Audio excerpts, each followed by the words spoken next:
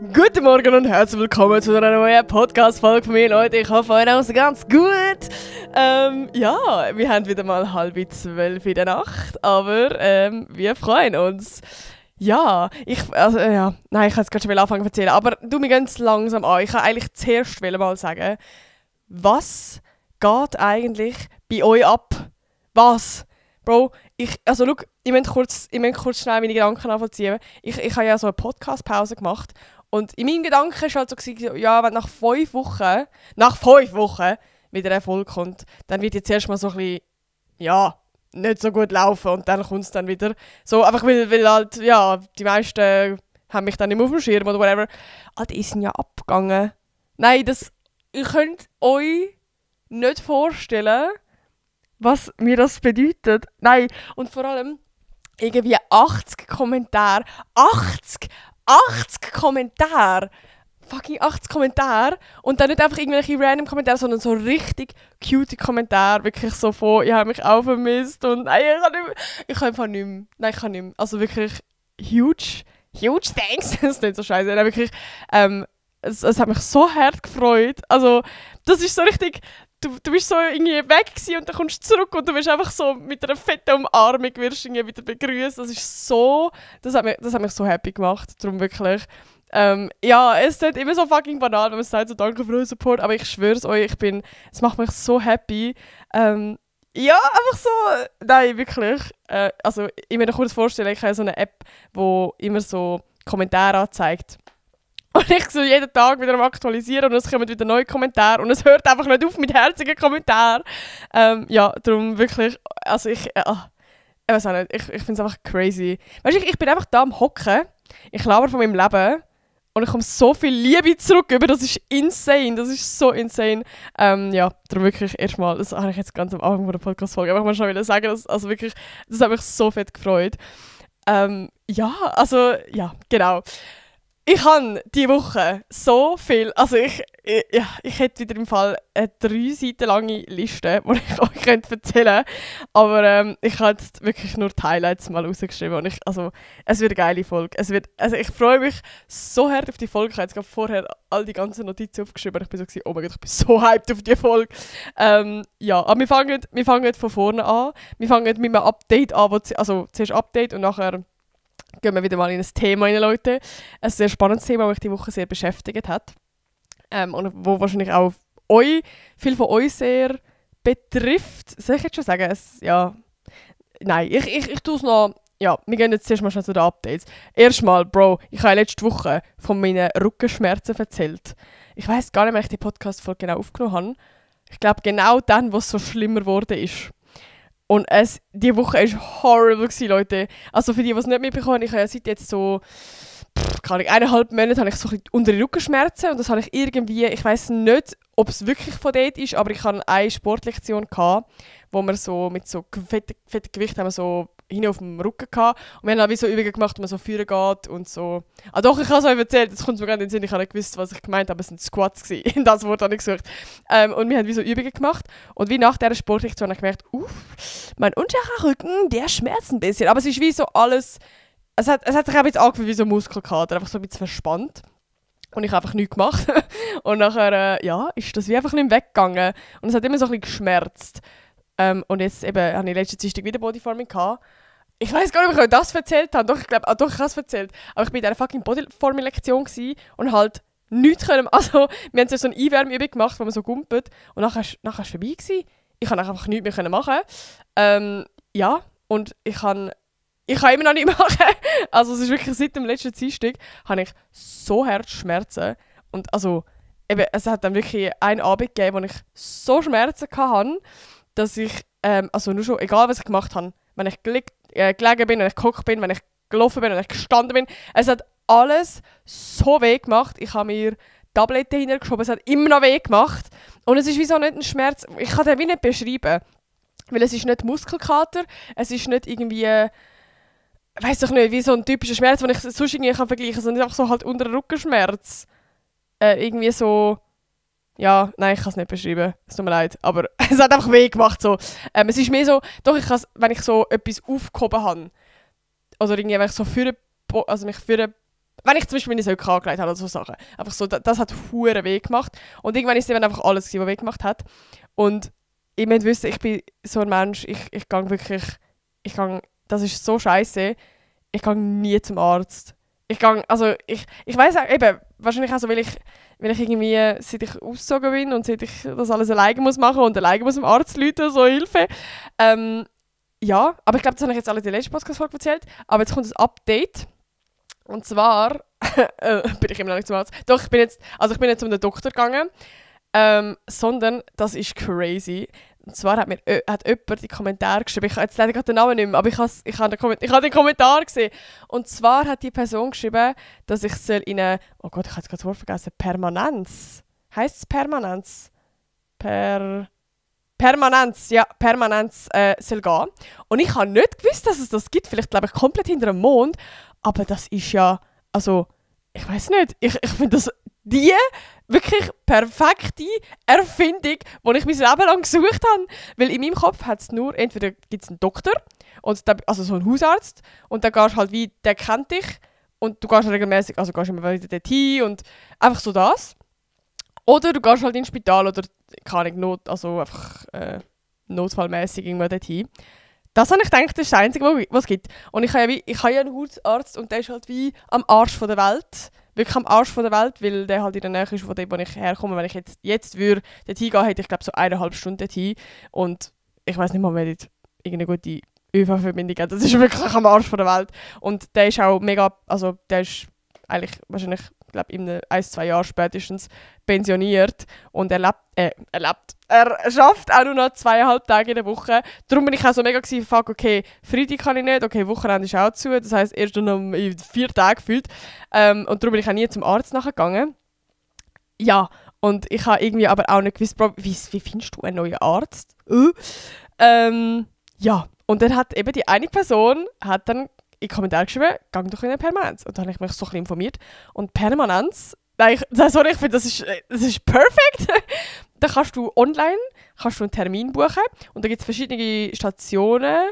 Also es gibt zum Beispiel am HB in der Nähe eine, es gibt am Stadthof in der Nähe eine und so schnell irgendwo, ich weiß gar nicht mehr. Aber wo quasi was Ärzte hat, aber es ist wie öffentlich. Also du kannst dort einen Termin buchen und dann kannst du gerade beim Termin online, Alter, das ist wirklich, du musst nicht anrufen, also du könntest, aber du musst nicht.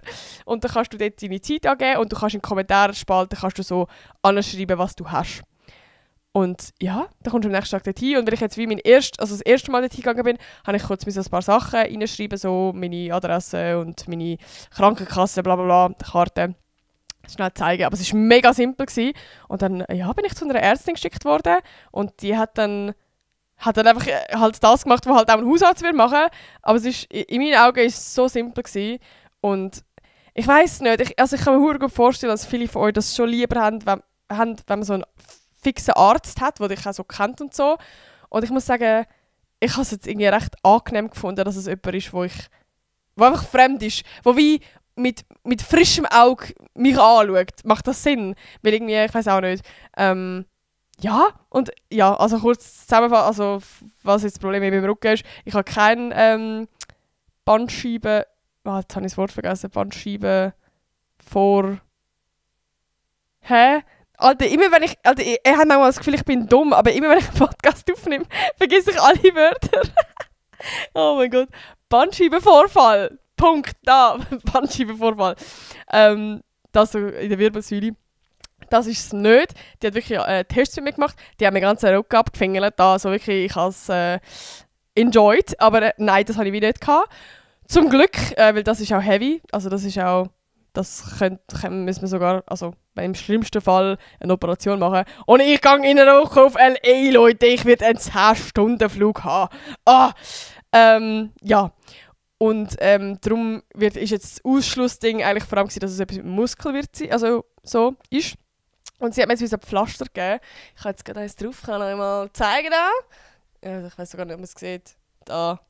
Ja, aber ich sehe es glaube nicht. Aber ja, ich habe wie ein Pflaster jetzt hier an meinem Rücken und das schaut jetzt einfach, dass es entzündungshemmend ist und schmerzenlindernd. Und sie hat mir jetzt wie ja, gesagt, ich muss jetzt in die Physio und habe mir wie so Papier ausgedruckt, und ich dann den Physiotherapeuten dann dort geben kann und die wissen schon, was sie machen müssen. Ja, und ich weiss nicht, ich glaube, viele von euch, die jetzt zulassen, sind schon mal in die Physio gegangen, schon mehrmals in die Physio gegangen. Und ich kenne mega viele Friends von mir, die das schon gemacht haben, und ich habe das noch nie gemacht. Für mich ist das so crazy. Also wirklich so krass, also ich muss in die Physiotherapie. Ja, darum, ich bin gespannt. Ich weiss ja gar nicht, wie das dort wird ablaufen. Ich kann mir nichts vorstellen unter einer Physiotherapie, wirklich gar nicht. Aber ja, genau, darum, falls ihr gute Physiotherapie kennt in Zürich, dann schreibt es gerne in den Kommentar. Aber ich habe jetzt wirklich durch die Pflaster schon mal viel weniger Schmerzen und ich habe jetzt wie so angefangen, also durch das, dass ich jetzt so ein bisschen weiss, was ich kann, also quasi, dass mit dem Muskel etwas ist, habe ich jetzt so angefangen, YouTube-Videos zu schauen, wo sie so Yoga-Übungen zeigen. Und Bro, das ist auch insane. Also ich habe so ein 3-Minuten-Video angeschaut. Und nachdem, ich habe die Übungen gemacht und ich bin aufgestanden und dachte, oh mein Gott, Alter, ich kann ja wieder vorbeugen. Schau mal, ich komme wieder bis runter. Alter, das ist toll gewesen. Ja, vom Silvio kann ich empfehlen, also falls ihr Rückenschmerzen habt, dann gehen wir mal schauen. Ja, darum, das war schon mal das Update zu meinem Rücken. Das nächste Update. Ich habe ja, glaube letzte Woche erzählt, dass ich für das Zürich Filmfestival arbeite und wir sind jetzt in der zweiten Woche, also noch diese Woche habe ich und dann sind wir fertig. Und es ist einfach, ja, es ist halt stressig, wir machen die ganze Zeit den Content. Ich könnte gerne mal reinschauen, also wir machen nicht den ganzen Content vom Zürich Filmfestival Account auf TikTok, geben einfach ein Zürich Filmfestival und dann haben wir einen Account. Also wir machen nicht alle Videos von dort, aber wir machen wie so einen Teil, wir machen die coolen Videos, wir checken. Also die Videos, wo halt ich glaube, du siehst, wer Generation Z-Videos macht und wer halt, ja, jetzt will ich sagen Trash-Videos, aber andere Videos macht. Genau. Ja, voll. Und ich merke, also ich finde es eigentlich voll geil. Es macht mir voll Spass.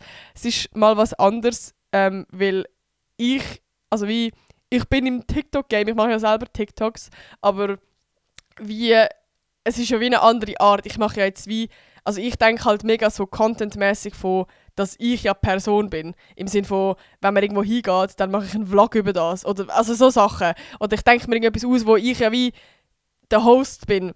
Und jetzt muss ich mal halt wie so ein bisschen so denken von, okay, es gibt keinen Host. Also jetzt machen wir einfach mal Content. So, jetzt bist du mal auf dem Green Carpet dort. Was kannst du machen? So, und das habe ich am Anfang schon verdammt schwierig gefunden. Am Anfang haben wir noch ein bisschen trashy Videos gemacht. Jetzt haben wir uns langsam so ein bisschen eingegroovt. Ja, und es macht Spass, es ist cool. Genau, das so ein bisschen zu dem. Und jetzt haben wir wie am letzten Donnerstag haben wir die Opening Night gehabt, dort hat es angefangen. Und wir sind quasi wie auf dem Green Carpet gewesen und haben einfach so ein bisschen, also in der zweiten Reihe, es gibt ja wie die erste Reihe, wo du kannst Interviews machen kannst, und es gibt die zweite Reihe, wo du kannst einfach einfach Fotos machen, also Fotografen sind dort hinein und wir haben jetzt wie so ein bisschen einfach so simple Aufnahmen gemacht, so, und das für Content braucht. Und die Opening Night, Leute, die hat es in sich gehabt. Also es ist ja eigentlich, es ist ein crazy Abend gewesen. Ich muss jetzt schnell, also wirklich, das ist der Abend, nein, ich muss schnell, also zuerst sind wir an dem Green Carpet gewesen. Dann, weil gleichzeitig an diesem Abend auch noch also so ein Event gegeben vom Swiss Influencer Award, wo bekannt gegeben wird von meiner Kategorie Entertainment, wer von der Top 10 in die Top 3 kommt, sind wir nach dort kurz hergegangen, weil ich bin ja der Top 10 gewesen. Und nachher sind wir wieder zurückgegangen, weil dann war die Aftershow-Party gewesen. Und also, wir sind zuerst am Green Carpet gewesen, eben alles gut gelaufen. Dann sind wir direkt an den Swiss Influencer Award, an das Event gegangen. Und ja, ich sage es jetzt einfach geradeaus, Pflaster geh weg, ich bin nicht in den Top 3, Leute. Ich muss zwar sagen, in dem Moment hat es mich eigentlich wirklich gar nicht so, weiß auch nicht. Ich bin so in einem lustigen Mood gewesen. Ich bin mit der Nina dort hergegangen, wir haben so, also mit der Nina eben, ich kenne Nina auch, wir haben immer Fun. Wir sind am Dauerlachen, wir sind am Sachen irgendwie nicht ernst nehmen, wir sind irgendwie dort gewesen. Wir haben schon ein Gläschen genommen, es ist voll entspannt gewesen, muss ich wirklich sagen. Also ich konnte es mega easy aufnehmen, aber irgendwie nachher habe ich gleich so gedacht, so Mann, wärst du gar nicht in der Top 3 gewesen. Aber ich finde, also Entertainment ist halt auch so die Kategorie, also wie, ich hätte es halt wie eigentlich nicht mal mega erwartet. Also so, klar ist schade und ja. Und ich weiss auch, wie viele von euch so wirklich extra abgestimmt haben. Also, sie haben ja auch mega so geschrieben, so, oh mein Gott, ich habe abgestimmt. Also wirklich so, ihr habt so alles gegeben. Es liegt nicht an euch, Leute. Nein, und Community-Stimme zählt ja auch nur 30%. und 70% ist von der Jury. Und dort hat es offenbar nicht gelangt. Ja, du, nächstes Jahr wieder. Aber ja, es wäre cool gewesen. Aber also ich muss ja gleich sagen, ich glaube, meine absolute Lieblingskategorie wäre halt schon Podcast. Ja, einfach weil das ist so mein Baby und irgendwie, ja, ich weiß auch nicht, ich sehe mich irgendwie auch mehr in der Kategorie Podcast als jetzt Entertainment. Also ich mache ja schon den Entertainment-Content, aber irgendwie, ja, keine Ahnung. Sonst, nächstes Jahr, Leute, Podcast. Spammt einfach das Influencer Award Konto, der Account voll von Nati Style soll bitte nominiert sein beim Kategorie Podcast nächstes Jahr. Sonst, ja, gibt's Hate. Nein. Ja, das war so gewesen. Aber wirklich allgemein der Abend, das war ein fucking Fiebertraum gewesen. Ich kann euch gar nicht alles von dem Abend erzählen, weil nein, also ich könnte im Fall eine ganze Podcast-Folge allein nur von dem Abend machen. Ich habe noch nie so viel an einem Abend erlebt. Und ich mache ja immer das Lustigste von der Woche. Und ich könnte so viel von dem Abend erzählen. Aber ich habe es auf 3 Punkte beschränkt. Auf 3 Mini-Stories vom Lustigsten von dem Abend. Beziehungsweise das Lustigste von der Woche. Weil, also das, nein. Okay, ich fange an. Punkt 1. Nina und ich, wir sind, wo fange ich überhaupt an? Ich fange jetzt auch bei dem, es ist jetzt gerade voll nicht geordnet. Doch, ich fange so an. Beim Swiss Influencer Award Event. Nein, es ist Mann, es ist jetzt gar nicht so lustig, kann ich es erzählen, aber es war in dem Moment so lustig gewesen. Wir sind so uns am Unterhalten gewesen. Wir haben schon, weißt, ich muss mir vorstellen, wir sind schon in dem Mut gewesen, wir sind am Scheiß machen, wir sind am Rumblödeln, wir haben es einfach hure lustig. Und wir haben irgendwie so, keine Ahnung, also es hat auch so ein Buffet gehabt und es hat so fast nichts Veganes halt gehabt. Das war halt wie schon funny gewesen. Und ich konnte dann gefühlt nur Tomaten können essen. Und hatte dann so mein Teller voll mit einfach so Cherry-Tomaten gehabt. Und Nina macht halt irgendeinen Joke und will mich wie so füttern. Man, das ist gerade voll cringe. Aber sie ist so, weißt du, der Flüger, will mich so füttern. Und ich biss auf die Cherry-Tomaten. Und ich weiss nicht wieso, aber die ganze Tomate hat es in alle Richtungen gespritzt. Wirklich in alle Richtungen. Und wir waren ja so edel angelegt und wirklich die Hälfte auf der Nina in ihrem Kleid. Weißt du, die Körnchen, die sind so wirklich auf ihrem Kleid gelandet. Einfach überall in meinem Gesicht. Also wirklich auf meinem Kleid, auf meinen Armen. Also ich habe nicht gewusst, dass so viel Inhalt in einer kleinen fucking Cherry-Tomate ist. Und also wir haben einfach den Lachfleisch von unserem Leben gehabt, wie die scheiß Tomaten überall alles spritzt. Und vor allem auch noch der Moment, wie sie mir das so mit einem Flüger so ins Maul und das spritzt einfach uns ins Gesicht, Alter. Das war hilarious. Das ist schon mal die erste Story. Ich checke den Vibe von dem Abend, oder? Dann sind wir nachher ja von dem Event ja eben zurück an die After-Show-Party. Und das Ding ist, wir sind irgendwie ein bisschen zu früh gewesen. Also bei dem Opening Night vom Zürich Film Festival bist du ja eigentlich eingeladen, um den Film zu schauen. Also zum quasi zuerst Green Carpet, dann schaut man einen Film und dann ist nachher Aftershow-Party. Wir sind halt wie nicht eingeladen worden, um den Film zu schauen und wir sind ja in dieser Zeit eben an dem Event gewesen. Und wir kommen wieder zurück und es sind halt alle nach dem Film schauen. Und wir haben halt die ganze Zeit die Aftershow-Party gesucht. Und dann hat es am Boden wie so Pfeile gehabt, die irgendwo hinzeigen. Und wir haben wie auch eine gefragt, wo die Aftershow-Party ist, und sie hat gesagt, laufen einfach diese Pfeile entlang. Und dann haben wir das gemacht. Und dann ist der Pfeil irgendwann gezeigt auf so eine fette Türe. Und wir so, safe, in dem Fall ist da nicht die Aftershow-Party. Wir machen die Tür auf. Und es ist einfach der fette Kinosaal. Und es ist nicht einfach, ich könnte mir das nicht vorstellen, wie so ein normales, typisches Kino, sondern es ist halt ein riesiger Saal, es ist ein Kongresshaus. Wirklich riesig. Riesig. Dort innen hat es Menschen, das sind alles Bekanntheiten, das sind so die wichtigsten Menschen von der Schweiz, gefühlt so. Alle so in so langen Kleidern, weißt du, so die wichtigen Personen sind dort drin. Und der Film läuft und wir kommen zu dieser Tür rein. Und es ist nicht die Tür von hinten, nein. Es ist die Tür vom Notausgang von der Seite, wo wirklich gerade vorne bei der Kinowand ist. Das heisst, wir wollen reinlaufen und alle drehen sich zu uns um, weil es ist halt so eine fette Tür, die so die macht dann so laut auf und draussen bei uns im Saal, im Gang ist ja so hell und drinnen dran ist ja dunkel wegen dem Film. Das heisst, es ist, also wirklich, jeder hat zu uns geschaut und wir schlitzen die Türen wieder zu und wir schauen uns so lange an. Und es war so die Art von Lachen gewesen, wo du nicht mal einen Ton rausbringst. Wirklich, wir schauen uns so an, so und sind so am leislich lachen. Wirklich so etwa 3 Minuten lang einfach volle Stille, weil es so fucking cringe war. Nein, ich weiß gar nicht, ob man das nachvollziehen kann, aber das ist, also, ja, es ist halt lustig und cringe so gleichzeitig gewesen, weil wir einfach gerade nicht fassen können. Weißt du, auch all die Blicke, nein, oh, und dann muss es auch noch die Vordertür sein. Oh mein Gott. Genau. Und die dritte Story, die ist einfach crazy. Die ist wirklich einfach crazy. Die war, wo wir es dann endlich, beim Eingang geschafft haben, von diesem scheiß Gebäude. Und kurz bevor wir reingegangen sind, also es war noch draussen, ich merke gerade, das war sogar vor dem Saal, ich habe es nicht ganz der Reihe nach erzählt, aber das war noch vorher, sind wir so angekommen und vor dem Eingang hören wir so ein Bärli fett streiten. Und keine Ahnung, also wie passiert mal, dass man vielleicht das Bärli irgendwie sieht streiten irgendwo und also wie, man tut ja meistens so einfach vorbeilaufen, weil man nicht will irgendwie so, dass es für sie unangenehm ist oder so, keine Ahnung. Und dann sehen wir einfach, wie sie ihn komplett anschreit. So wirklich, so richtig laut. So, I've trusted you! Also so, ich habe dir vertraut, so auf Englisch. Und vor allem das Bar hat verdammt wichtig ausgesehen, weißt du? Das ist nicht einfach irgendein random Bar, sondern das ist so ein, das hat ausgesehen wie so ein rich Promi-Pärli, Alter. Und sie schreit ihn halt so, so, ich habe dir vertraut. So, vermutlich hat er irgendwelche Scheiße gebaut. Also ist jetzt halt ein Guess so. Aber ich weiß halt nicht, ob sie irgendetwas herausgefunden hat oder ob er irgendetwas gemacht hat dort rein. Aber, Alter, jetzt kommt es crazy. Sie gibt ihm eine komplette Faust in die Fresse. Also wirklich so, duff. Also wie im Film.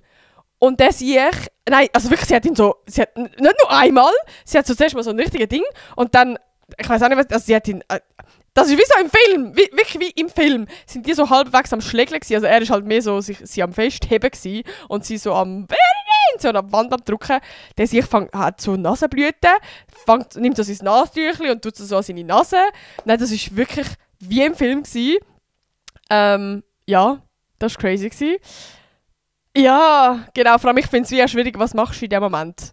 Weil, also, wir sind einfach zum Security gegangen und der hat wie so gesagt, ja, die haben auch schon reingestritten und so und die können halt wie nicht machen, weil es eine Privatangelegenheit sei und so. Und, also ich finde es halt wie schwierig, weil es ist ja auch körperlich. Also, ja. Ich habe es wie noch schwierig gefunden. Ich hätte jetzt als Security hätte ich auf jeden Fall etwas gemacht. Also wie wenn du einfach streitest, ist das eine. Aber Bro, wenn dich da zwei Schlönder, Alter, den Gang rein, Alter, wenn es ein Bärli ist, so. Ja, das habe ich crazy gefunden. Und es hat mir auch hure leid da, weil, Alter, nein, stell dir vor, du bist so, weißt, in der Öffentlichkeit über so etwas am Streiten und andere kommen es mit über. Oh mein Gott. Ja, also es ist eigentlich nicht mal so eine lustig. Ja, nicht lustig, aber es war einfach so random gewesen. Check das ist so, das meine ich mit Fiebertraum. Es sind so viele weirde Sachen an dem Abend passiert. Aber das sind so die 3 Stories, die ich jetzt mal aufgeschrieben habe. Genau. Und was habe ich so schnell erlebt? Irgendwie, allgemein, das ZFF bringt mir so viele Sachen zum Erleben. Ich sehe Sachen, eine Story, die ich wirklich auch noch habe. Die habe ich auch wirklich so, währenddem ich es erlebt habe, also oh mein Gott, Leute, das muss ich euch im Podcast erzählen, weil das ist so der Tee von dieser Woche. Einfach weil ich bin so auf die Welt gekommen. Also, what the fuck? Ihr wisst ja, ich studiere ja Cast Audiovisual Media und also das ist eigentlich basically Medien und du kommst ja in die Welt, in die ganze Medienwelt. Und ich weiß auch nicht, also wie ich habe schon viele Erfahrungen gemacht, indem ich halt wie als Influencerin quasi das erleben, also ich bin ja wie auch schon, weird flex, ich bin auch schon auf dem Green Carpet gewesen. Nein, und habe mir Interviews gegeben und so Sachen. Das ist wirklich gerade wie ein weird flex. Aber ich kann nur aber schon so sagen, dass ich die Erfahrung auch schon gemacht habe. Aber ich habe jetzt das erste Mal die Erfahrung gemacht, wo ich quasi auf dem Green Carpet war als Medienschaffende, um den Content zu machen, wo ich auf dieser Seite bin.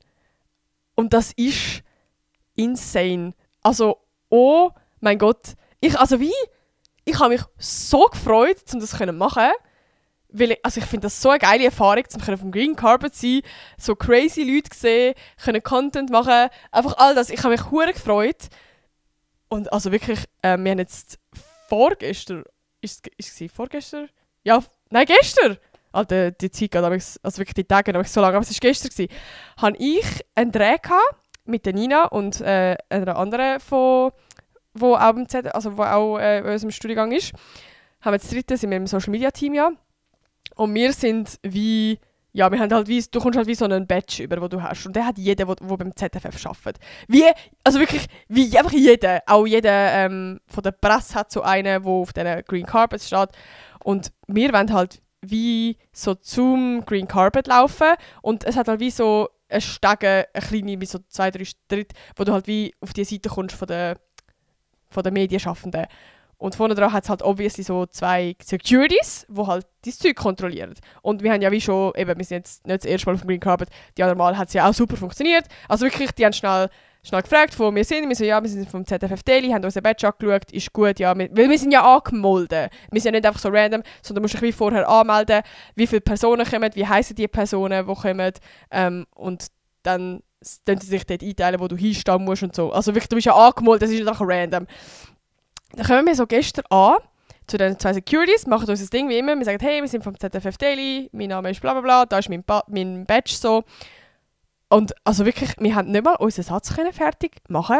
Und die 2 Securities, nein, die lachen uns aus, so wirklich so, so von oben herab und sagen einfach so, nein, ich komme jetzt sicher nicht rein. Also so richtig so der von oben herab, als wären wir irgendwelche Kiris, die so, weiss doch nicht, also, nein, ich weiss nicht mehr, aber wir sind so nicht ernst genommen worden und wir sind wirklich so gewesen, also ja, wir sind ja angemeldet und die sind wirklich so, haben so wirklich so zusammen gelacht, das sind so 2 Erwachsene, also ein Mann und eine Frau, so 2 Erwachsene gewesen, wo uns so hart nicht ernst genommen haben und einfach so uns nicht haben reinlassen wollen. Die haben ja nicht mal unseren Badge kontrolliert, die haben uns nichts angeschaut, die haben einfach schon instant uns wegschicken und wir sind so gewesen, what the fuck? Und dann haben wir gesagt, ja, hol bitte einen anderen Security, also wieso, also what the fuck? Und nachher haben sie einen anderen Security geholt und der war easy, der hat unsere Badges angeschaut und gesagt, ja, voll, die sind angemeldet. Da haben wir dann gleich rein. Aber das habe ich so eine crazy Erfahrung gefunden, weil du einfach so, ich weiss auch nicht, weil wir, also ich nehme es jetzt mal an, weil wir einfach jünger aussehen. Also, oder ich kann mir es sonst nicht erklären. Vielleicht, also weißt du, so, das war auch ein Learning gewesen, vielleicht auch so ein bisschen mehr erwachsene Kleider anlegen. Weil, also ich kenne meinen Style. Ich lege halt eine oversized Hose an und irgendeinen Hoodie. Aber ich jetzt wieder, also ich hätte jetzt niemals, also ich weiss nicht, ob es wegen dem ist, aber ich hätte jetzt niemals erwartet, weißt du, dass man mich dann nicht ernst nimmt. Also, eben, die anderen Mal haben wir, eben so beim ersten Mal haben wir ja wieder etwas Edles angehabt, weil wir nachher an das Event sind und nachher an die Aftershow-Party. Und dort war es ja wie kein Problem gewesen, aber ich kann jetzt nicht sagen, ob es wegen dem ist. Aber ich finde es einfach insane. Also wirklich, die haben uns so nicht ernst genommen, so von oben herab und haben uns so wirklich wegschicken. Und ich habe so gedacht, what the fuck? Und eben, nachher war es so ein Bitch-Move, weil uns der andere Security dann durchgelassen hat. So, weißt du, so ohne Problem, so voll easy. Und dann ist es eben weitergegangen. Wir wären eigentlich in die zweite Reihe wären wir angemeldet gewesen. Und vollherzig die auf dem Teppich arbeiten beim ZFF und wo so wie alle Stars quasi umführt und sagt, jetzt müssen wir zu dem gehen, jetzt müssen wir zu dem gehen, bla bla bla, jetzt müssen wir das machen. Die war ultra nett gewesen. Sie so, hey, wir hatten dann Platz frei in der ersten Reihe, wo wir sogar ein Interview machen und so. Wir so alle so, oh mein Gott, mega cool und so. Ja, weil das haben wir bis jetzt noch nicht machen können. Also wirklich voll cool. Und es ist gerade in dem Moment ist die Anke Engelke, ich weiss nicht, ob ihr die kennt, also ich kenne die von Lady Kracher. Wenn ihr sie eingebt, Anke Engelke, dann kennt ihr das Gesicht auf jeden Fall. Ich glaube, das ist schon jemand, den man so kennt, so eine Deutsche. Und die ist gerade in dem Moment gekommen. Wir haben uns sehr gefreut, haben schon unser Interview dann gerade automatisch ready gemacht, weil wir haben ja nicht gewusst, dass wir die erste Reihe sein können. Und dann kommen, also nein, oh mein Gott, es regt mich gar nicht auf, wenn ich darüber nachdenke. Dann hocken, also stehen rechts von uns so 2 andere Medienschaffende. Also sagen von wo. Und die sind schon so, einfach so skeptisch auf meinen Badge am schauen. Also der eine. Und er hat dann wie so sein Badge mit meinem vergleichen. Und ich habe mir schon so gedacht, ja, okay. Also zuerst ist noch so, haha, funny. So, bei uns steht ZFF Daily drauf, bei ihnen steht etwas anderes drauf. Und dann hat er wie so angefangen Fragen zu stellen. Und du merkst halt anhand der Fragen, auch genau das Herablassende, das ja, einfach so Konkurrenzdenken. Also zum Beispiel so, haben die dann den Film geschaut? Und, aha, ist ein Student, okay, ja. Einfach so, ich kann es gerade voll nicht beschreiben, aber auch einfach so Fragen, wo du einfach das Gefühl hast, du musst dich jetzt rechtfertigen und du musst dich jetzt beweisen. Also das habe ich crazy gefunden. Und dann auch so Aussagen, weil wir sind ja wie ganz links gestanden und Stars kommen halt wie so von rechts nach links. Also wie wir sind die Letzten, die könnten interviewen. Und sie sind dann auch so gewesen, also ich schaffe es eh nicht und so, also ich habe dann eh kein Interview mehr. Einfach so ganz weirde Aussagen. Vor allem das Funny habe ich auch noch gefunden, wie der eine so gesagt hat, dass er mich kennt, weil er mich mal beim Swiss Comedy Award interviewt hat. Und man so denkt so, ja, nein, ich weiß auch nicht. Ja. Und dann ist auch sein anderer Kollege gekommen und sagt so, ja, was macht denn ihr? Und dann beantwortet der andere ihm so, ja, die machen Influencer-Sachen. Einfach so, also das Herablassende. Und dann haben sie dann so gesagt, so, ja, TikTok ist doch irgendwie also niemand informiert sich doch über TikTok vom ZFF, wenn man sich für das ZFF interessiert, dann schaut man doch andere Kanäle. Also einfach so Aussagen, wo ich mir so denke, what the fuck? Ich weiß auch nicht, ich könnte mir niemals vorstellen, mit jemandem so zu reden. So, also wie, klar, in dem Sinne sind wir Konkurrenz, aber Bro, entspannt, also wie, auch wenn das, also wie, von mir aus denkt das über uns, aber dann musst du, also wie, keine Ahnung. Also ich habe das crazy gefunden, einfach wirklich die Erfahrung mal zu machen, dass du so in dieser Branche schaffst und einfach nicht ernst genommen wirst. Und einfach so das Konkurrenzding von Leuten, die in der gleichen Szene arbeiten wie du, aber dich so runterbrötzeln. Also, nein, ich habe das crazy gefunden. Und also für mich war das ein krankes Learning gewesen. Auch, ja, einfach das mal zu sehen und mal zu erleben. Voll. Also das habe ich wirklich sehr, sehr spannend gefunden. Und ich schwöre, wenn ich den sehe, ich das nächste Mal irgendwo bei den Swiss Comedy Awards gesehen und dann fragt mich nach dem Interview, Alter, ich spuck mir ins Gesicht. Nein, wirklich. Ich habe auch so gedacht, so, what the fuck. Ja, genau. Also das habe ich crazy gefunden. Ja, aber ich habe eigentlich eben über das... Nein! Ich habe den Kommentar von der Woche! Ich habe den letzte Woche echt vergessen. Sorry, die Podcast-Folge geht schon wieder so Ewigkeiten, aber ich mache es schnell. Wir haben einen Kommentar von der Mia und er geht auch ein bisschen inhaltlich über das andere Thema nachher. Sie hat geschrieben, «Hoi Nati, ich freue mich mega, dass du wieder da bist. Deine Podcasts helfen mir immer sehr.» Das freut mich sehr. «Ich bin in der 3. Sek und ich bin gerade auf Lehrstellensuche. Gleichzeitig gehe ich in FMS-Vorbereitungskurs. Es ist einfach mega stressig und schwierig. Ich habe mega viele Lehrstellenabsagen bekommen und habe jetzt nur noch wenige Bewerbungen offen. Viele von meiner Schule haben schon eine Lehrstelle, was mich auch stresst. Ich weiss ja nicht, ob ich die FMS überhaupt bestehe und ich habe mega Angst, dass ich am Schluss nichts habe. Hast du Tipps?»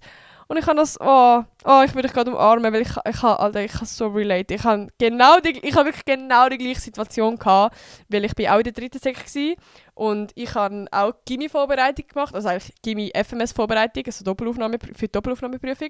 Und es haben auch so viel, immer mehr Leute eine Lehrstelle gehabt in meiner Klasse und das hat mich so gestresst.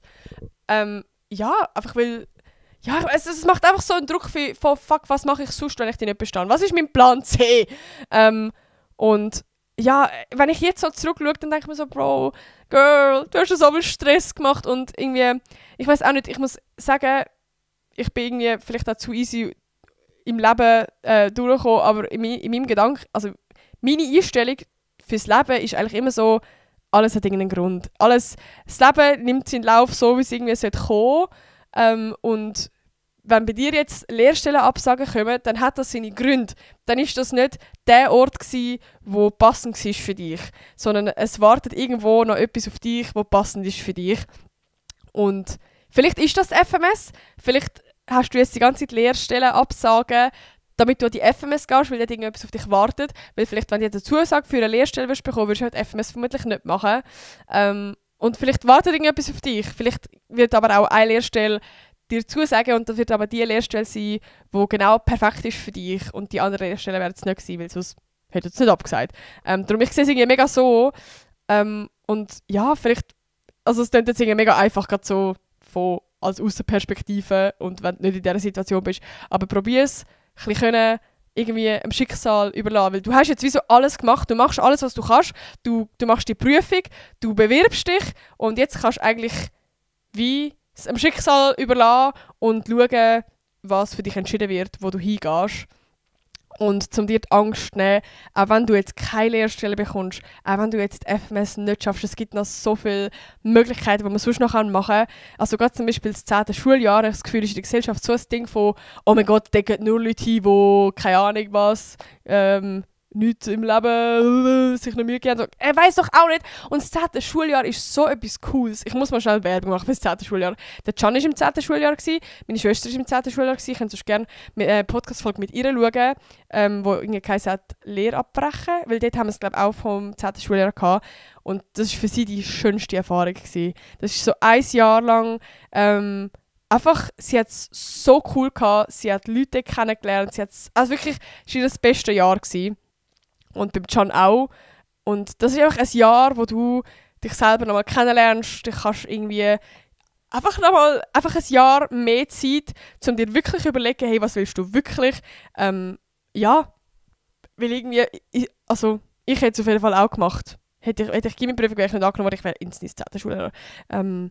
Einfach, ja, um dir selber einfach noch ein bisschen Zeit zu geben. Und eben, ich sehe es halt mega als, dass es alles irgendeinen Grund hat. Und wenn du jetzt Worst Case nichts bekommst, keine Lehrstelle bekommst, keine Prüfung bestehst, dann ist es vielleicht auch eben, ist es irgendein anderer Weg, der offen für dich steht.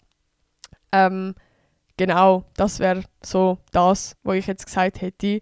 Weil irgendwann bist du auch 24, peace out und schaust zurück und denkst, oh Mann, wieso habe ich mir so einen Stress gemacht? Das ist ja alles irgendwie so gekommen, wie es jetzt kommen soll. Und wenn ich jetzt irgendwie zurückschaue auf meinen ganzen Berufsweg, muss ich echt so sagen, ja, es ist eigentlich genau alles so, wie es jetzt kommen soll. Sogar mein Studiengang ist eigentlich genau das alles gebraucht, was ich jetzt wie gemacht habe. So das Gimmi und mein Sprachaufenthalt und mit Social Media, dass ich das gemacht habe, dass ich beim SRF geschafft habe. Es hat wie wirklich jedes Puzzleteil passt so genau perfekt. Ja, und darum bin ich auch mega dem Ding von, es hat alles irgendwo seine Gründe. Und ja, ich hoffe, ich kann dir jetzt irgendwie helfen mit dem. Aber eben, zum so zurückkommen, ich muss ehrlich sagen, ich habe irgendwie wie auch gerade so einen ähnlichen Struggle. Ich verbinde es jetzt mal so ein bisschen mit Stress. So mit so, ja, einfach irgendwie viele Sachen sollen machen und einfach so ein bisschen, ja, irgendwie erschöpft sein von dem ganzen Kreislauf und einfach vor allem dem Selbstdruck. Ich glaube, es ist vor allem der Selbstdruck, sich so selber die ganze Zeit einen Druck machen. Und ich merke mega, dass ich das momentan auch habe. Ich kann sonst mal schnell bei mir sagen, wie es gerade bei mir ist. Und ich merke, ich habe es jetzt gerade heute mega gemerkt. Ich habe jetzt auch, ich bin jetzt ehrlich mit euch Leuten, ich habe vorher eine fette Heul-Session angelegt und mit dem Can geredet, weil ich einfach gerade so in diesem Loch war, weil ich momentan so einen Struggle habe mit, dass ich irgendwie so wenig Energy für alles habe und mir selber so einen riesigen Druck mache. Und durch das, dass ich mir diesen riesigen Druck mache, habe ich noch weniger Energy zum Sachen machen und noch weniger Motivation. Und das ist so der scheiß fucking Teufelskreislauf. Ja, und ich beschreibe es gerade wirklich so, als dass ich für gefühlt nichts mehr wirklich Energy habe. Ich gebe überall, egal was es ist, egal wie Spass dass man es eigentlich macht, gebe ich nur so gefühlt 20%. Und das fuckt mich ab. Also ein gutes Beispiel ist jetzt zum Beispiel gerade der Podcast da. Ich liebe es, den Podcast machen. Jetzt gerade in dem Moment, wenn ich da aufnehme, ich bin so glücklich. Ich liebe es, mit euch zu reden, den aufzunehmen. Ich liebe alles dran. Und ich nur schon das Ganze vorbereiten und überlegen, was ich in diesem Podcast rede. Ich liebe es dran. Aber es ist gleich so, der ganze Druck, den ich mir selber mache, von, ich will eigentlich so einen geilen Podcast machen. Also weißt du, oder so, ich habe jetzt 5 Wochen Pause gemacht und ich habe es immer noch nicht jetzt hergebracht, um mal die hure Umfrage zu machen. Oder ich habe jetzt mir eigentlich auch vorgenommen, ich will wieder Clips schneiden für TikTok und Insta. Und ich habe die letzte Podcast-Folge nicht geschafft, weil ich einen Stress hatte mit dem ZFF. Und einfach auch sonst, also wenn ich jetzt wirklich hätte wollen, hätte ich es ja gleich irgendwie geschafft, dass ich dann heimkomme und dann die Clips schneide. Aber ich habe keine Energy für das, ich habe keinen Kopf für das. Und das meine ich mit so 20%. So, ich schaffe es jetzt zwar, den Podcast aufzunehmen, aber ich würde gerne 100% geben können. Ich würde gerne noch mehr reinstecken. Ich würde gerne, ja, vielleicht mal ein Podcast-Setup oder irgendwie, keine Ahnung, mal einen Ort haben, wo ich meinen Podcast aufnehmen kann und nicht, dass ich da beim Bett daheim hocke, sondern irgendwo, weiss ich auch nicht, das Büro habe oder irgendwie so, ich würde gerne mehr geben. Oder einfach allgemein, jetzt zum Beispiel auch beim ZFF, bei Videos machen, merke ich so, ich ja, ich kann gar nicht 100% geben. Ich bin so alles am Machen, aber irgendwie alles so eben nur mit 20% Energy. Und was mir auch hure auffällt, dass ich irgendwie immer so hure viel Zeug vergesse. Also ich bin mega so, ich weiß auch nicht, dass mein Manager kommt von «Hey, du hast im Fall das und das nach». Und ich bin so «Oh mein Gott, Bro, noch nie gehört». Also einfach so mega neben der Spur. Und was auch ein gutes Beispiel ist, so ich bringe es nicht her, zum Sachen direkt zu machen. Also ich bin ja jetzt eine Woche lang in diesem Camp gsi und ich habe sicher eine Woche lang meinen Koffer nicht ausgeräumt. Oder wenn ich meine Kleider am Abend ausziehe, dann schmeiße ich die am Boden und ich bringe es nicht her, die zu versorgen oder in die Wäsche tun.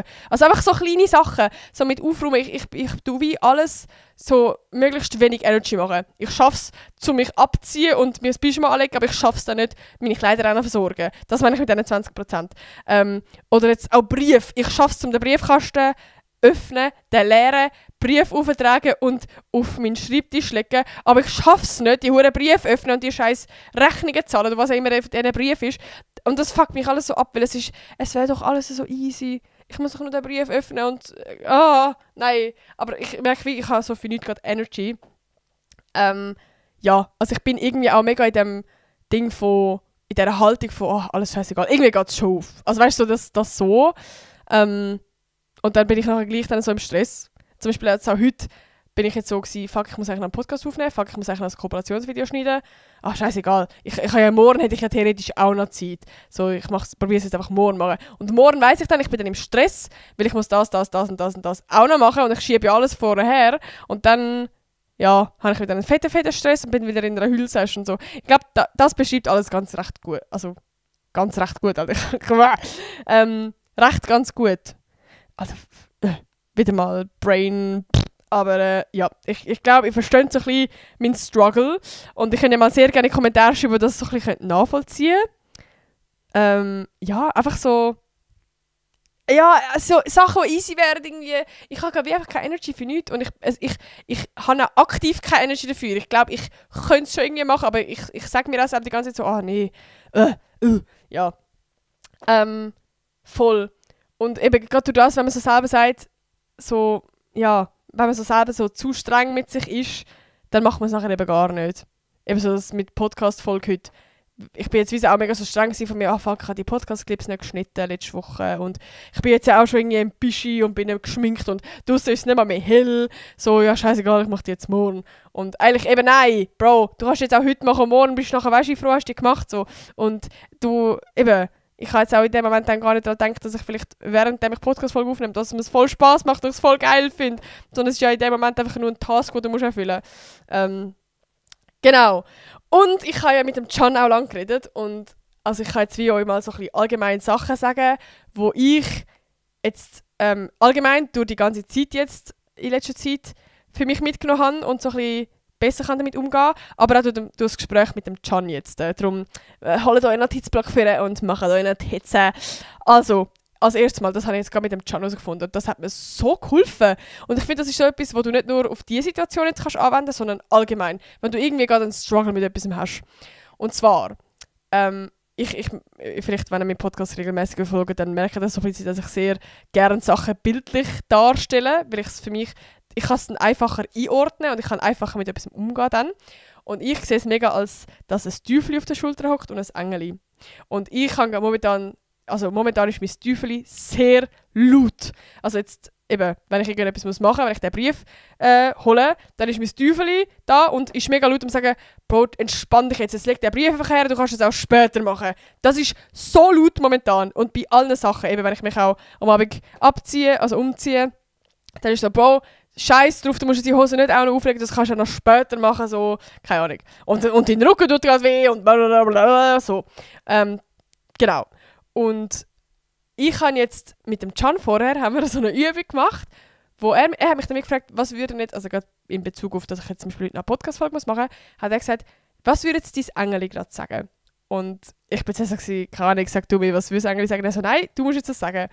Und ich habe dann halt wie laut mal ausgesprochen, was das Engel würde sagen. Ich habe dann gesagt, ja, eigentlich, ja, nein, wenn du jetzt den Podcast aufnehmen würdest, dann wird es dir ja nachher gleich Spass machen und du wirst gleich Freude an den Podcast aufnehmen und du wirst morgen viel weniger Stress haben und ein richtig gutes Gefühl haben, jetzt nur schon zum Einschlafen heute, dass du den Podcast aufgenommen hast und es wird richtig erleichternd sein und einfach so Sachen. Und du bist toll und du machst das gut. Und ich habe mich dann wie so ein bisschen selber gelobt und es ist okay, dass du momentan einfach viel los hast mit dem ZFF, mit deinem Rücken, mit bla bla bla und du machst gerade alles. Aber wenn du das jetzt machst, das ist nicht eine grosse Aufgabe, du schaffst das. Einfach so den Tag. Und das war crazy gewesen. Also das hat bei mir... Ich bin instant angehockt, habe meinen Podcast geplant, habe hure Freude gehabt und jetzt hocke ich da und nehme meinen Podcast auf. Also wie, es war so easy gewesen, aber ich muss manchmal einfach wirklich so aktiv meinem Engeli Aufmerksamkeit schenken und schnell selber laut aussprechen, wirklich laut aussprechen. Auch wenn ihr alleine sind, so in eurem Zimmer, dann sprecht schnell aus, was euer Engel würde sagen. Und ich probiere das jetzt auch aktiv so ein bisschen zu sagen. Und das mache ich jetzt auch so, das mache ich jetzt auch schon seit so 2 Tagen jetzt, dass ich aktiv mir sage, dass ich jetzt etwas machen muss. Eben zum Beispiel, nein, du musst jetzt deine Kleider direkt aufnehmen, du musst sie zusammenlegen und du tust sie in die Schublade. Also wirklich so. Oder wenn ich etwas gegessen habe, so ein Joghurt. Nein, du tust sie jetzt nicht anstellen, du tust jetzt den Löffel in die Geschirrmaschine und du tust jetzt das Becherchen in den Kübel. Also ich weiß auch nicht, ich glaube Leute, die das automatisch im Alltag machen, denken sich gerade so, what the fuck. Aber ich brauche das. Ich finde das so schwierig. Ich bin so der Bare Minimum die ganze Zeit machen und ich muss mich jetzt wieder so daran gewöhnen und mir selber beibringen und mir selber sagen, das und das und das machen. Und nicht erst später machen, sondern im Moment machen, weil das Leben ist einfacher. Weil es ist nicht schwierig, also ich denke mir halt in dem Moment immer so, boah, es ist jetzt viel aufwendiger, noch extra das verdammte Löffel dort rein tun und dann das in den Kübel tun, weil, keine Ahnung, vielleicht musst du etwas anderes machen. Aber es ist viel aufwendiger, wenn du nachher einen Saustall hast und dann musst du alles auf einmal machen. Und nur schon, wenn du nachher ein Mess in dem Zimmer hast, dann bist du viel gestresster, so unterbewusst und so.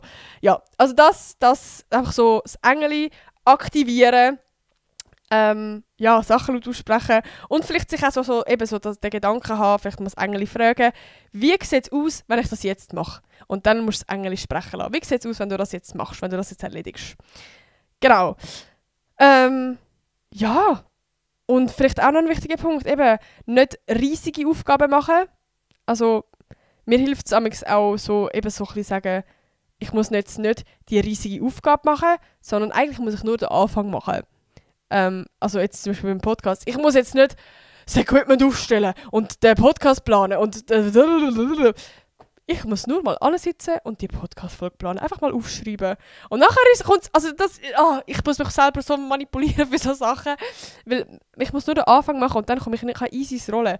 Wenn ich ein Video muss schneiden, wo ich in meinem Kopf habe, so, oh mein Gott, das ist eine riesige Arbeit, das Video anschneiden und ich bin eigentlich gerade am chillen, dann muss ich mir einfach denken, Bro, du musst jetzt nur deinen Laptop holen, den aufmachen und das Schnittprogramm öffnen. Und wenn das in meinem Gedanken ist, ist es okay, das schaffe ich, das ist easy. Und wenn ich das dann gemacht habe, dann ist es auch gar nicht so schwierig, zum nachher anfangen zu schneiden. Und darum nicht die riesige Aufgabe im Kopf haben, vielleicht wenn ihr jetzt gerade für eine Prüfung lernt, dann müsst ihr jetzt nicht denken, also weißt, wenn ihr jetzt gerade irgendwie entspannt irgendwo am Handy sind und die Podcast-Folge hören, dann denkt ihr jetzt wahrscheinlich so, oh mein Gott, ich muss jetzt anhocken und für eine Mathe-Prüfung lernen und das stresst euch eh schon. Ihr müsst mir denken, ich muss jetzt nur mein Handy weglegen, mein Zeug holen, einen schönen Schreibtisch ready machen, vielleicht noch ein Glas Wasser anstellen und dann einfach mal das Buch öffnen. Einfach mal das Buch öffnen und vielleicht beim Notizblock den Titel anschreiben. Ich möchte nur das machen. Und ich schwöre es euch, ja, das ist jetzt blöd, wenn ich das schon ausspreche, aber ja, ihr wisst jetzt eigentlich, was kommt. Dann, es fällt euch nachher einfacher zum Anfangen zu lernen. Es ist wirklich, dass der Anfang ist die riesige Hürde und alles andere, das kommt dann, genau. Ja, und was ich jetzt auch probiere machen, ist so 3 Ziele am Abend, bevor ich ins Bett gehe, mir aufschreibe. Und das sind so Mini-Ziele. Also, wo ich wie durch den ganzen Tag mache. Zum Beispiel, meine Ziele für morgen, ich habe es jetzt zwar noch nicht aufgeschrieben, aber ich habe es jetzt im Kopf, ist meine Briefe öffnen, literally. Und auch so Sachen. Ich habe es zum Beispiel vorgestern Abend habe ich das eben auch gemacht. Und hatte dann das Ziel gehabt, okay, ich will zum Arzt gehen. Also ich habe dann am Abend auch noch einen Termin gemacht. Ich will meine Brille abholen. Habe ich das euch schon erzählt, Leute? Ich bekomme Brille über, lieben wir. Also nur zum Autofahren zum Glück. Aber ja, Mann, ich poste noch ein Video dazu. Ist eine Kooperation mit Vielmann, also support mal! Ja, es wird lustig, ich kann mir einen Sehtest machen. Es wird echt funny. Und, das habe ich eben auch gemacht, meine Brille. Nein, ich kann sie noch nicht abholen, aber ich kann sie wie bestellen jetzt. Also sie kommt in 2 Wochen an. Genau. Und ich musste schauen, wegen meiner Karte, weil ich auf LA gehe, dass ich schaue, dass ich in LA kann halt mit meiner Karte zahlen kann, weil sonst bin ich am Arsch. Also ich habe die 3 Sachen aufgeschrieben und ich kann am nächsten Tag easy alles erledigen. Und das war ein so geiles Gefühl gewesen. Oh mein Gott, weißt du, nur schon am Abend können überall ein Häkchen machen. Oh, ist das toll gewesen. Und es fühlt sich dann auch gar nicht so viel an. Also einfach wie so 3 kleine Ziele haben. Und ich kann ja auch selber bestimmen, wie gross die Ziele sind. Also es können auch mega kleine, easy Ziele sein, wie eine Wäsche machen. Oder, was macht man da? I don't know. Eine Badwanne einladen. Nein, man kann nicht. Ich weiß nicht, etwas gesagt. Duschen. Einfach wirklich so 3 kleine Ziele, die ihr euch vornehmt. Und wirklich, auch gerade wenn ihr in einer Situation seid, wo euch alles mega schwer fällt, dann sind 3 kleine Ziele am Abend aufschreiben am nächsten Tag, die können fix erreichen, das gibt euch schon ein gutes Gefühl. Und das speichert sich dann auch so positiv von, oh mein Gott, ich bin doch nicht so am Arsch und ich kann Sachen erreichen. Und das speichert sich ja von eben als positive Erinnerung und dann motiviert es einem auch zum, ich bin doch nicht so scheiße und ich schaffe Sachen. Genau, aber ja, das wäre so ein bisschen alles gewesen. Ich habe das Gefühl, die Podcast-Folge ist wieder schon 1,5 Stunden gegangen. Aber ich hoffe, ihr habt es spannend gefunden und habt etwas mitnehmen. Ich kann gerne mal in die Kommentare schreiben, was vielleicht euch so hilft oder was eure Situation ist oder einfach allgemein, was euer Struggle gerade so ist. Vielleicht kann ich in der nächsten Podcast-Folge dann über eure Struggles so ein bisschen reden oder einfach über das Thema, das euch gerade beschäftigt. Und also das ist einfach eine random Frage. Ja, nächste Woche gehe ich auf LA. Ich muss noch schauen, ob ich in LA die Podcast-Folge aufnehmen werde oder vorher. We will see. Aber ja, ich freue mich auf nächste Woche. Ich bin hyped und ich bin gespannt. Und ich hoffe, mit dem Rücken geht es dann besser. Aber die 10-Stunden-Flug macht mir immer ein bisschen Angst. Aber ich mache jetzt die Übungen vom Silvio dort. Und dann kommt das hoffentlich gut. Aber ja, ich wünsche euch einen wunderschönen Tag. Ganz viel Energy. Und wir hören uns nächste Woche wieder. Bye!